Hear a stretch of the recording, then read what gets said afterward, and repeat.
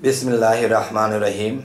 হে জগতবাসী, আজকে আপনাদের সামনে ছোট একটা আলোচনা নিয়ে হাজির হলাম। সে আলোচনাটি হলো, দেখুন যে আমাকে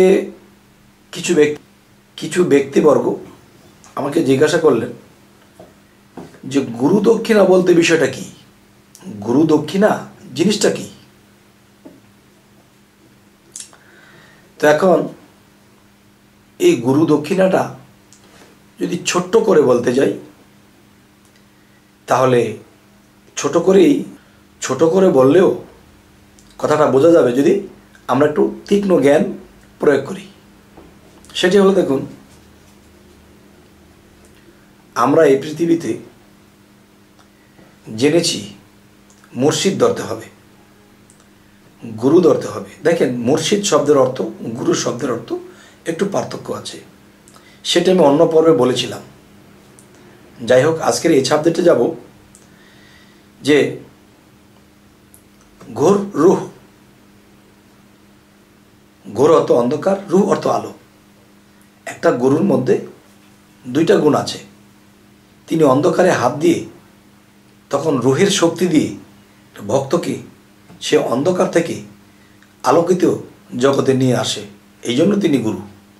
মুর্শিদ, মোর যোগ সিদ্ধ, তিনি হবে মুর্শিদ।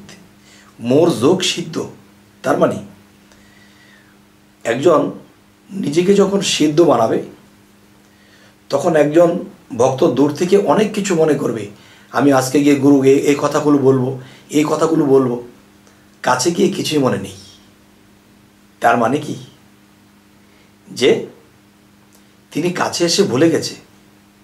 এর কারণ এটাই যে তার গুরু তিনি মুর্শিদে পরিণত হয়েছে, তার রূপটা খোদা নিয়েছে।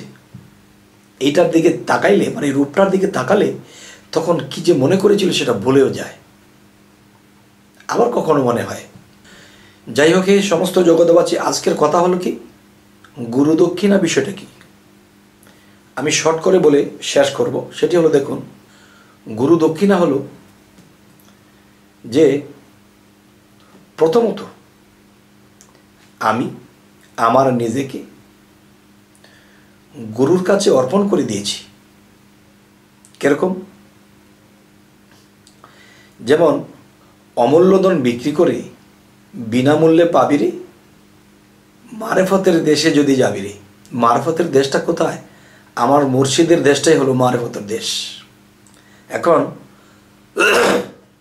সেই মুর্শিদের দেশে গিয়ে যখন বায়াত গ্রহণ করেছি, বায়াত গ্রহণ করার সময় কি বলেছি? আমার যা কিছু আছে না আছে সমস্ত কিছু মুর্শিদের চরণে দিয়ে দিলাম। তো আমার যা আছে এবং না আছে সমস্ত কিছু দিয়ে দিলাম, তাহলে আমার তো আর কিছু নেই। আচ্ছা, এখন আমার সমস্ত কিছু গুরু নিয়ে গেছে, এর বিনিময়ে গুরু আমাকে কি দিয়েছে? আমাকে তিনি নিয়ে গেল, আমার যা কিছু আছে। এখন গুরু আমাকে কি দিল?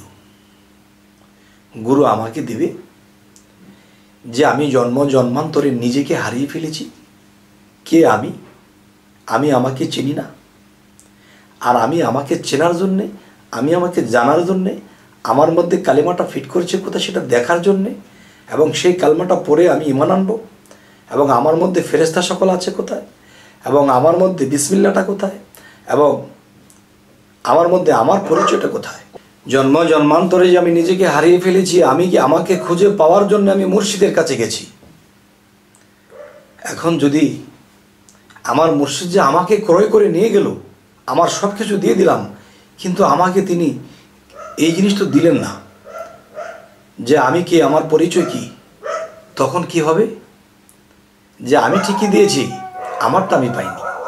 যাই হোক, আজকের যে বিষয়টি হলো, যদি আমার জিনিস আমি দিয়েছি, এখন এর বিনিময়ে আমাকে কিছু দেবে, সেটি নগদ লেনাদেনা হবে, সেটা বায়াতের দিন লেনাদেনা হয়ে যাবে।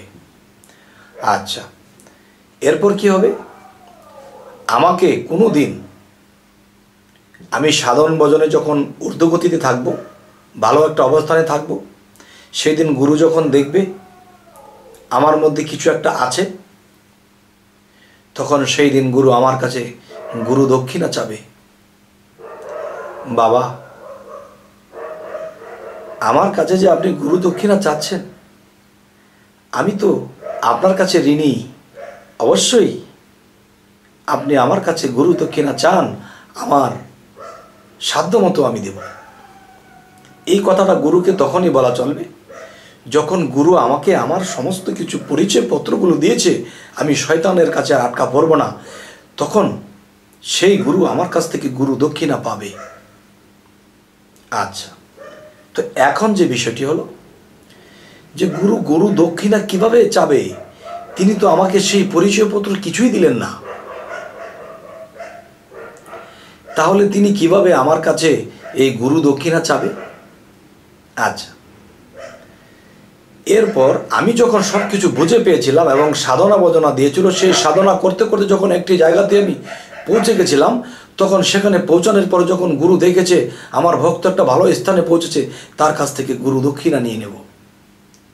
সেদিন আমি মনের খুশিতে যেদিন গুরু দক্ষিণা দিয়ে দেব, আর সেই গুরু দক্ষিণা দেওয়ার পরে আমি যেই স্থানে ছিলাম এর চেয়ে আরও ঊর্ধ্বে চলে যাব ইনশাআল্লাহ।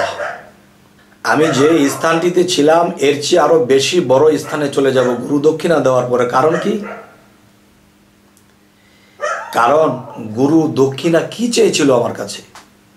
বাবারে, তুমি যেখানে পৌঁছেছ, যে স্থানে তুমি পৌঁছেছ, তুমি আরো ঊর্ধ্বগতিতে পৌঁছাবে আমাকে এই গুরু দক্ষিণাগুলো দিলে। সেগুলো কি? তখন গুরু বলতে লাগলেন, বাবা, তুমি তো এই পর্যন্ত মিথ্যে বলনি, আর মিথ্যে বলবে না কোনোদিন। কোনোদিন পরনারীর দিকে তাকাবে না, কুদৃষ্টিতে মায়ের দৃষ্টিতে তাকিও। এরপর বাবা, আমি তোমাকে যে আদর্শ, যে শিক্ষা দিয়ে গেছি, এই শিক্ষা কখনো নষ্ট হতে দিও না। এই শিক্ষাগুলো সুন্দর জায়গাতে লাগিও। আর তুমি তোমার মধ্যে যে সততা দেয়া হয়েছে, এই সততাকে আগলে ধরে রেখো। এই সততাকে আগলে ধরে রেখো। এটাই আমার চাওয়া, এটাই আমার পাওয়া, এটাই আমার গুরু দক্ষিণা। দেখেন, হাকিকতের দেশের গুরু দক্ষিণা কি সুন্দর। এখানে কোনো স্বার্থ নেই, বাড়ি লিখে দাও, গাড়ি লিখে দাও, না। এই জিনিসগুলোই তিনি চাইলেন।